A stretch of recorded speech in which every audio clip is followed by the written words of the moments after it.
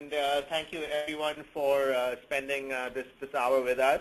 The topic for today, as Cami had mentioned, is making the case for setting up an outsourced demand center. I myself have worked in marketing automation now for close to 10 years and have experience both on being a marketer for a marketing automation company and then a customer and now a partner. So just before we start, a little about eDynamic. We are what we call a digital consultancy firm, and we have been around for quite a while.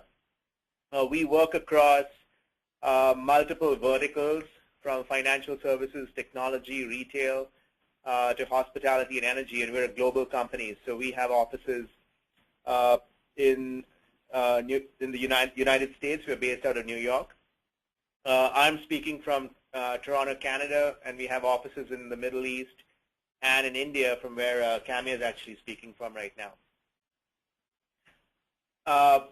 What we focus on is on all of the platforms and technologies that marketers might need for acquiring and engaging customers throughout the customer life cycle. So we support our clients strategically with implementation, as well as from both a technical standpoint as well as from a campaign programs and execution standpoint. And we do that in a multiple on multiple platforms, as I mentioned. So we do a lot of work on CMS, communities and forums, marketing automation.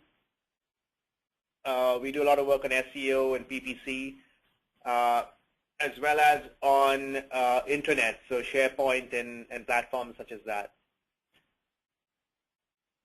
So before we start, we'd just like to take a little poll to see where you're at with or where you stand on a demand center. So Camille, can you kick off the first poll?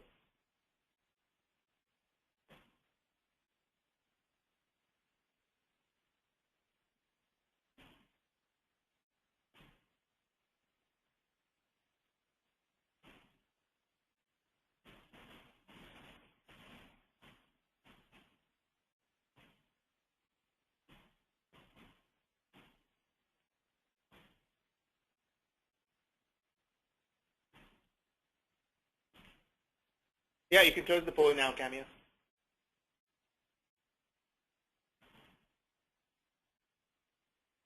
Interesting. So it looks like almost all of you, except for a small minority, are using an internal marketing operations department. So I guess your interest is probably in figuring out, is there a case to be made to outsource some of the work that you're doing? Coming back to why we are here, if I can get these slides to move. I think we were all bought into the vision and the opportunities that marketing automation provides. Marketing automation is giving us that digital footprint, that situational awareness, in order to optimize what we can do to acquire and convert customers. It means we can give them relevant messaging at the right time, in real time. We can score and prioritize and nurture and route the right information to the sales team and improve conversion. So there's a lot of benefit to marketing automation. This was a slide that Eloqua put out on their chart of the week recently, which showed that automation on average has a greater than 200% higher conversion rate than batch and blast, which is fantastic. And there's a revenue benefit as well. Companies that are doing it well have an average performance increase of over 59%, compared to middle-of-the-road companies where it's only 9%. So there's a huge gap between where companies that are doing it right versus those that are not kind of sit. And we talked about this. What we did was we talked about a success plan for optimizing on your marketing automation in our last webinar, and I think the recording is available on our website. This webinar is focusing on another aspect of optimizing your investment in marketing automation, which is the demand center. So looking at some of the challenges facing marketers today, I think everyone has seen some form of this information, which is the hunter has become the hunted. Salespeople are no longer in control of the situation. Customers are, buyers are, and they are dictating when and where you can have a conversation with them. So it's becoming really challenging for marketers to engage with prospects or buyers where they're at and when they are ready to have a conversation with you. The second is the technologies themselves.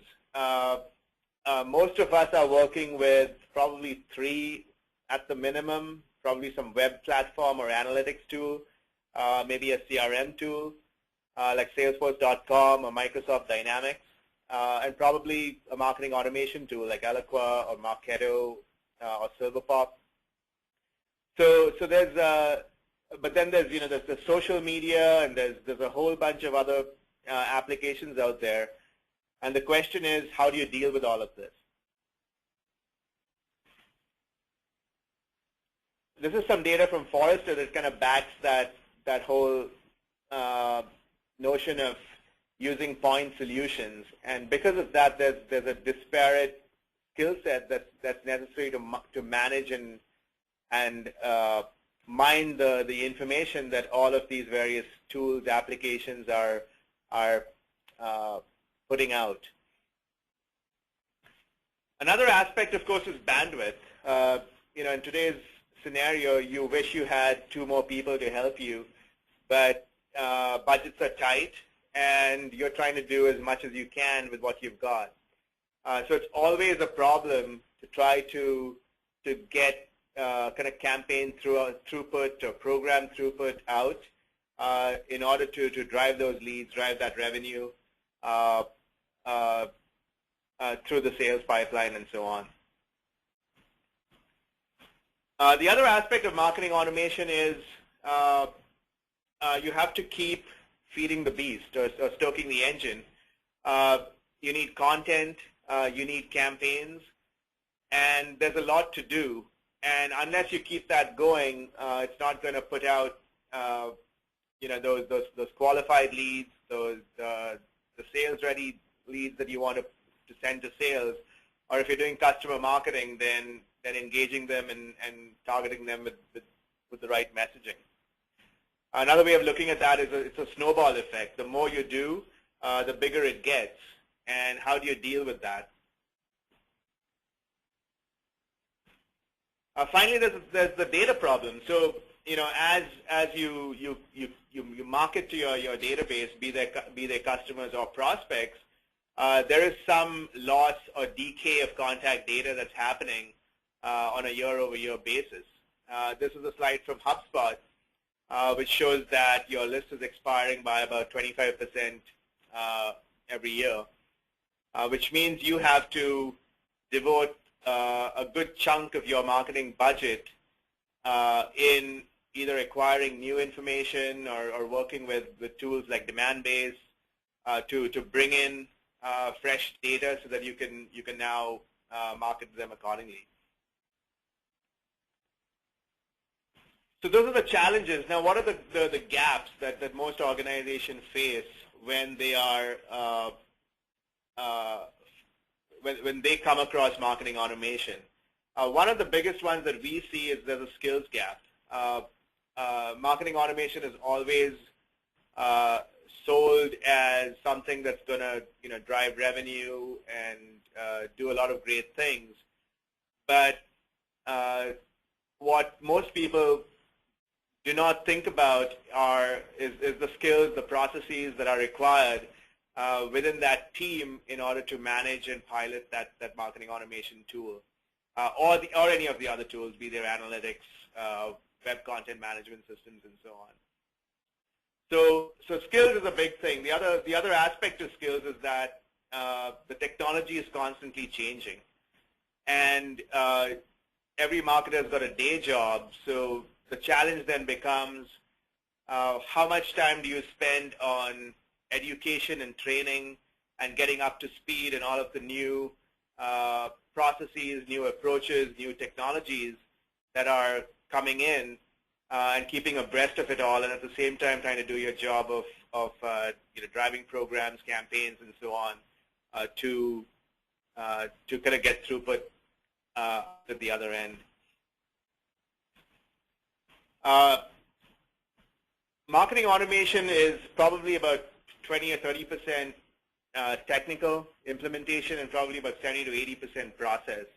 And if you're not well versed with kind of figuring out how to map out what you need to do, what the handoffs need to be between one team and another.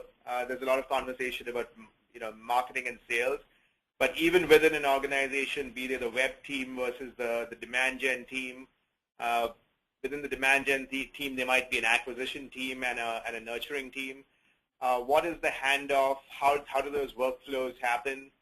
What are the data points that need to be captured? There's a whole bunch of process, documentation, and workflow that needs to happen in order for these machines to be humming smoothly. And very often there are gaps in that whole thinking that causes marketers to stumble and make it challenging for them to execute.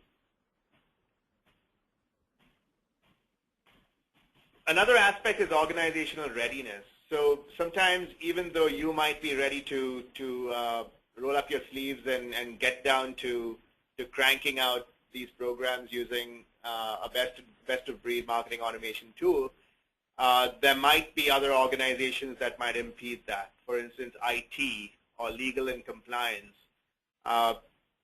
There might be buy-in from another division that you might need in order to get things going. So even though the tool might be in-house and you might be ready to go, there might be organizational challenges that might pose a hindrance. So if the organization is not aligned up front, this can always be a bit of a problem. The other is technical readiness. So very often tied together with process is probably some element of knowledge of installation of any of these tools. So once you get the keys to the kingdom, you have to figure out what do you do next. Where do you start? And that can be a bit of a problem if you do not know how. There are guides by some of the vendors on programs that help kind of get you off the ground. But if you do not have the bandwidth, the staff, the resources to support that, that can also be a problem. So the reality check as brought by our friends at Forrester and Serious Decisions, this one's from Forrester saying they're not getting full potential from the platforms, mainly because they don't have the right lead management processes in place, the data is bad, or they do not have the right content or the skill set. And Sirius has put out some data that says only about 25% of the organizations are fully realizing their potential. And again, this validates what the Aberdeen group said about the gap between those that are doing it well, best-in-class organizations, and the average companies. So while education, most marketers, especially in B2B, are self-taught, there's not a lot of money spent in skills development. And it's not surprising that just a fraction of the total number of companies that have purchased marketing automation are using it. The good news is that it's working for those that are doing it well, which is why there's more and more organizations that are purchasing marketing automation solutions. So before we go into our opinion and our view on the demand center, I'd just like to throw up another poll. Kamya, can you launch the next poll?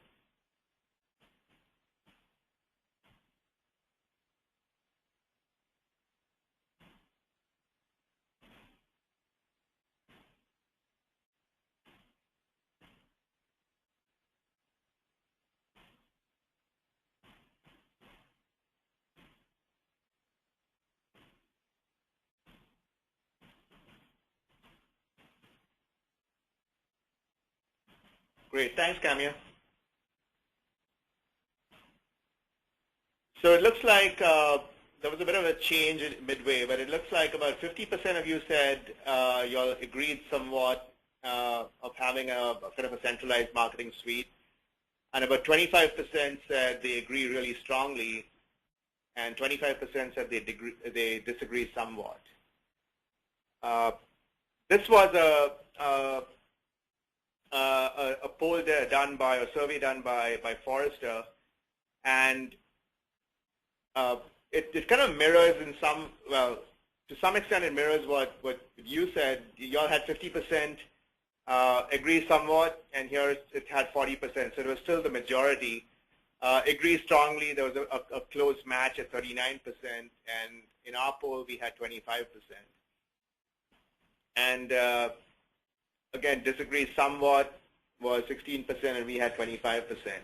But more or less what marketers are saying is that there is a need for some form of a comprehensive service suite to support marketing automation and all of the marketing automation, marketing technologies that are used in the marketing department, marketing teams. This is Forrester's online marketing suite. You must have seen this. This spans both B2B and B2C. What they're saying is that marketing teams need to kind of change their structure and be more project-oriented, more operational focused, and be more of a team of technologists than the original group of branding and Marcom type folks that primarily dominated marketing teams for the last few years. So what is a demand center? It's essentially a mission control. It's a centralized operation. I think some of you belong to that internally within your organizations. And the benefit of having this centralized resource is that all of the various marketing teams, whether they're in branding, whether they're in Marcom, or whether they're in demand gen, they can all use one common pool that becomes an expert or can spend their time and effort in learning the tools, mastering the technologies and the best practices around these applications. Sirius defined an operations demand center a few years ago at the Sirius Summit, and they said it's a hub of shared marketing services, infrastructure, and process that enables organizations to bring programs to market. The biggest advantage of doing this, of course, is that you can have a higher performing organization. You can get more throughput, and you can also be more predictable from all of your efforts. It's more of a divide and conquer type model, I guess. Where does this demand center sit? It kind of sits in the center of marketing at both ends. So one is inbound or acquisition, and the other would be customer engagement, customer marketing. So some of the functions that the demand center would perform would be implementing marketing automation, CRM as well, design. So they would be they might have a creative team, or they might be liaising with a creative agency. Analytics might also fall under that umbrella. So that centralized operations group then works with the marketing team. So with the web team, for instance, with the demand gen team, with customer marketing, with Marcom, as that central demand center.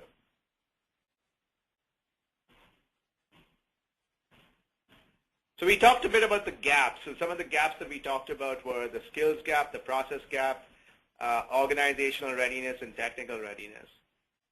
Marketing automation, in terms of day-to-day, what that means is the requirements for marketing automation would be some strategy and readiness for the organization, or prep for the organization, some element of designing campaigns and architecting out programs.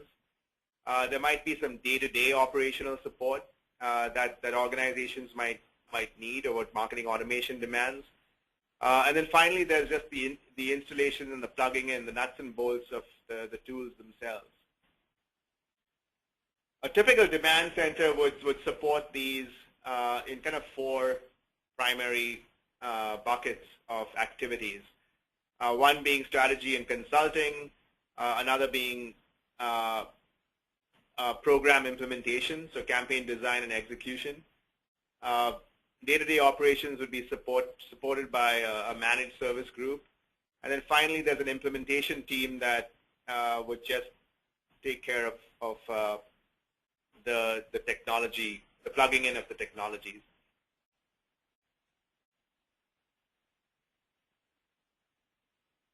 So the benefits of having the centralized marketing suite are numerous, but a couple of main ones would be you're now able to optimize across the entire funnel. You can drive new levels of predictability. There's knowledge share that happens, so one department can now leverage campaigns, programs, information, data that another team might use, and they may not have been aware of that, but because of the fact that there is this centralized operations team now, there's that ability to have that knowledge share. Best practices is another key. So companies are not, or teams are not starting from scratch. The level of trial and error is minimized by the lessons learned from the other groups.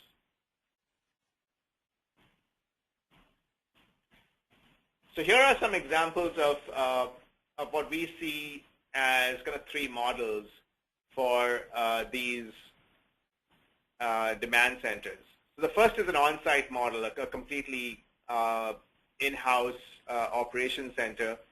The way when we provide strategic advice, guidance to our customers, this is how we suggest that team should look like.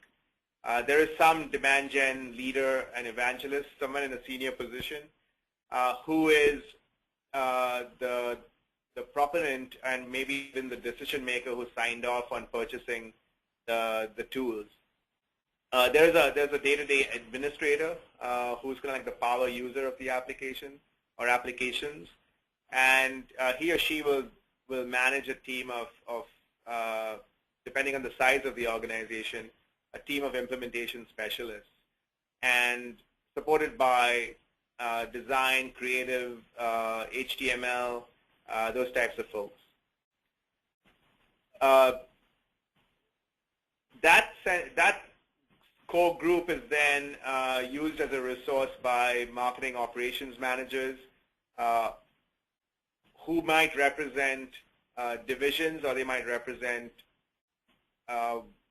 one organization if it's a smaller organization. In some instances, it may not even be a marketing operations manager, but it might just be the individual marketing people that are supporting their various divisions, for instance, Marcom, demand gen, and so on. The second is a hybrid model. So in a hybrid model, what you would see is a mix and match of both. You will still have the demand gen leader and the administrator. The implementation team and the resource pool of designers, HTML coders, analytics configurers, these people are external. So it could be an external agency or a team of external freelancers that you might use as a resource for in this model. Everything else remains the same. The core power user and the marketing operations managers or the marketing teams will contact that marketing that administrator. That administrator will then route work over to the external team.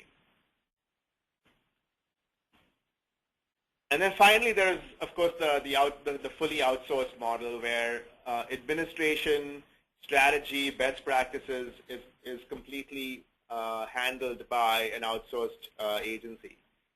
So in-house, you would still have that leader and evangelist, and you would have those marketing teams.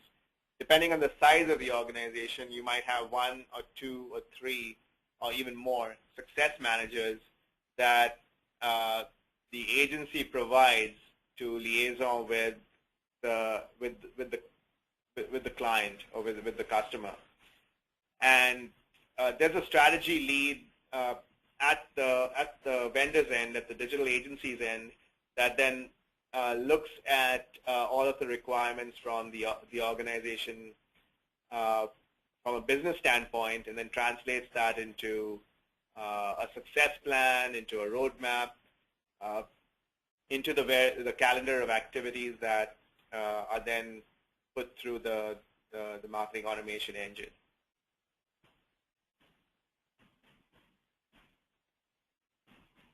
So the question then is what to look for in an outsourced demand center.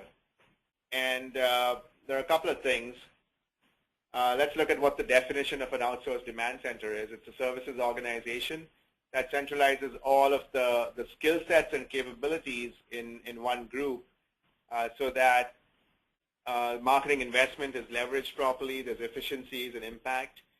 And Suresh has talked about a portfolio approach, but you can organize resources, content, campaigns around the buyer's journey. So one of the main, I guess, things to look for in an outsourced demand center is expertise.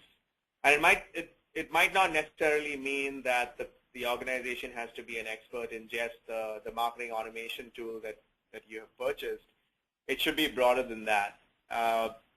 Ideally, you should be looking for an organization that has a broad spectrum of activities or divisions, because just as you might be using multiple tools, or there might be a case in 6 months down the road where there might be an integration that's been that's more of a corporate directive, you are probably in a better position to have an agency support you that has the ability to, or the expertise to be able to support that integration or any work that needs to be done on that tool as well.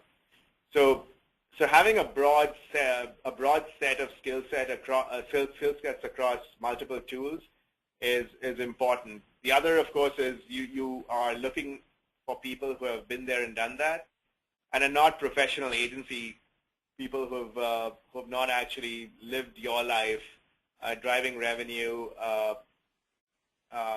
hitting numbers, kind of living the day-to-day, because that's important. That's actually very important from our standpoint. The third aspect of kind of expertise that you probably want to look for is highly technical and highly creative people within that team, because you want people who are solutions focused. You are looking for that broad depth and support from people who can who are not tactical, who can just crank out campaigns, but but more come to you with solutions. The second big thing to look for is someone who's scalable. Some company that's scalable. You're probably looking, depending on your size of organization, as you grow and as marketing automation kind of drives revenue, and as you grow, you want that company to grow with you. And as you have more people under you, as your team grows, as your department grows, you need to be able to have a team that can also scale with you and support you, whether that's local, whether that's global. It's something that's very important.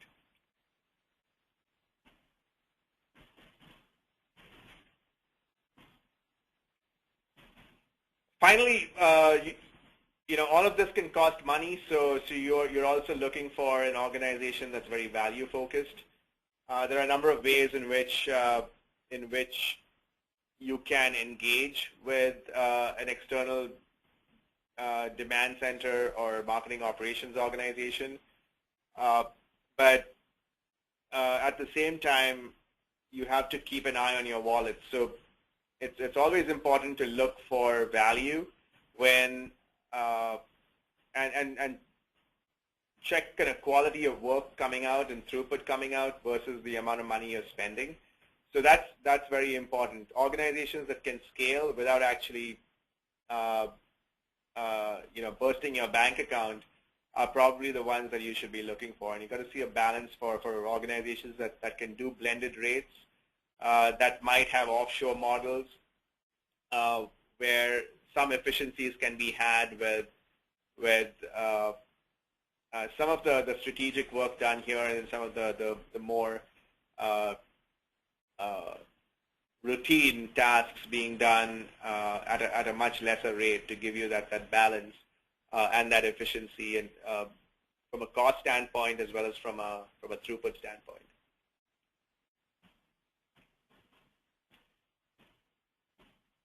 That's what I have. So, Tamia, I think we have about 15 minutes. Do we have any questions? Yes, Sean, we do have a few questions. So I'll take them one by one. The first question is, when would be the best time to bring in an external vendor? Right. So that's a good question. Ideally, the best time to bring in an marketing operations team or an external demand center is probably even before you're purchasing the tool. And the reason why you're doing that is because that vendor can then work with you on figuring out strategically the best configuration, the best plan for implementing the tool based on your business case, based on your business needs. So that's the best scenario. If it's after the fact and you are switching, I would say that there's any time is a good time to bring in someone. Again, you got to look at the value that vendor brings to the table, the experience that the vendor brings to the table, and whether they can they can be with you for the long haul, or are they just a temporary fix? Thank you, Sean. The next question we have is, we've tried 2 external agencies and it has worked out to be very expensive, and we do not have the results to show for it. How does eDynamic differ?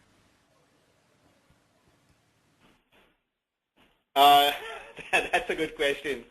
I think we can have a conversation about this offline. eDynamic has been in this business for a while, and we have one of our advantages is that we work in multiple divisions within a marketing organization. So we work very strongly with the web team, we work with communities, and we have that holistic view that gives us the knowledge or the vision, so to speak, to let you know what might come down the road or around the corner to help you. So that's where we differ. We've had customers with us for many years, and they've stuck with us because of that ability to kind of be their trusted advisors right through, and also provide them with the expertise and the scale. We have an offshore model, which I think is where the pricing might come into play, where we can be more, we can offer value-based pricing that might solve that question about expense. Sorry that was a sales pitch, but someone asked why eDynamic differs, so I had to answer that. Yeah. The next question. Do we have anything else, Camille? Yes, we do have a few more questions. The next question is, how long does it take to implement a program like this? What are the timelines and how much investment is needed to set it up? In our last webinar, we talked about a success plan and a roadmap. So it all depends on the organization. It can vary from 2 to 3 weeks to kind of get a solid plan in place and a clear idea of what needs to happen. We also talked about creating a framework. So I would urge you to look at that information. Depending on the size of your organization, if you're a large organization, it can take 2 to 3 months to get off the ground. Okay, the question also asked how much investment is needed to set it up. The investment depends on the model that you choose. So again, if you want, of course, the in-house model is always the most expensive because you've got full-time staff, you've got ramp up, you've got all kinds of training and learning that needs to happen along the way. Mistakes happen as well, which can be expensive. So I would say that is probably the most expensive route to take. A hybrid model is probably the best way to test out an external vendor. It's also probably the least expensive and the lowest risk. In terms of a fully outsourced model, that would vary by the level of engagement and the size of the organization. So if you're a large organization with global marketing teams using a centralized or outsourcing demand center, and again, it depends on the throughput. That could be it would be high on a dollar amount, though it wouldn't be high if you compare that to what the organization would try to do or spend in-house. It would actually be a fraction of that, and we've seen that a few times at eDynamic working with some of our customers.